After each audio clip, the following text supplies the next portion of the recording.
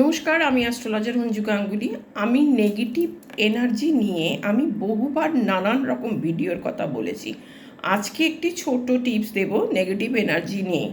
তার কারণ হচ্ছে বেশিরভাগ ক্ষেত্রেই দেখা যায় যে অনেকেই আমার কাছে এই কমপ্লেনটাই করেন বেশিরভাগ ক্ষেত্রে, যে বাড়িতে ভালো লাগে না, বাড়িতে নানান রকমের অশান্তি, আর্থিক অবনতি, এইগুলো কিন্তু আপনারা বলেন। সেক্ষেত্রে আজকে একটা ছোট টিপস বলবো। কি করবেন না, সদর দরজায় কাঠের দেখবেন বাঁশি পাওয়া যায়, যেগুলো মেলা ঠেলাতে বিক্রি হয় সামান্য। সেই বাঁশি একটি কিনে আনবেন। সেই বাঁশিটিকে লাল রিবন দিয়ে কি করবেন না বাঁধবেন। বেঁধে মেইন গেট, আপনার মেইন সদর দরজার উপরে আপনি ওই বাঁশিটাকে কোনো এক জায়গায় লাগিয়ে দেবেন। দেখবেন আপনার বাড়িতে কিন্তু কোনো রকম নেগেটিভ এনার্জি প্রবেশ করতে পারবে না। এই জিনিসটাই অনেক সময় দেখা যায় যে আমাদের সিলিংয়ের ওপর দিয়ে বিম গেছে।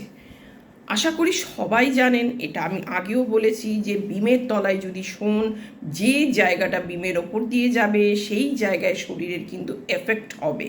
অর্থাৎ যে জায়গাটা যদি আপনার পেটের ওপর দিয়ে যায়, জানবেন পেটের সমস্যায় ভুগবেন। পায়ের ওপর দিয়ে যদি যায় তাহলে জানবেন পায়ের সমস্যা। মাথার ওপর দিয়ে যদি যায় তাহলে জানবেন মাথার সমস্যা হবে। এই বিমের যদি এরকম কোনো ঘটনা ঘটে তাহলে সেই বিমের দুধারে, অর্থাৎ বিমটা যেটা এরকমভাবে থাকছে, এরকম যদি বিমটা হয় তাহলে এদিকে একটা বাঁশি, এদিকে একটা বাঁশি, অর্থাৎ দুটো বাঁশি লাগাবেন রিবন দিয়ে, এবং দেখবেন যে বিমের ব্যাড এফেক্টটা সেটা কিন্তু অনেকাংশে কমে যাবে। দেখুন, এই ছোট ছোট জিনিস, সবসময় পয়সা দিয়েই অনেক কিছু করতে হবে তা নয়। ছোট ছোট জিনিস কিন্তু দিয়ে আমাদের মানুষের জীবনের নানান রকমের সমস্যা আমরা উতরাতে পারি।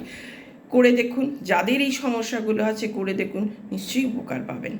আশা করি আমার চ্যানেলটিকে ভালো লাগছে। যদি ভালো লাগে অবশ্যই লাইক, শেয়ার, কমেন্ট করবেন এবং সাবস্ক্রাইব করবেন। নমস্কার, জয় মা তারা।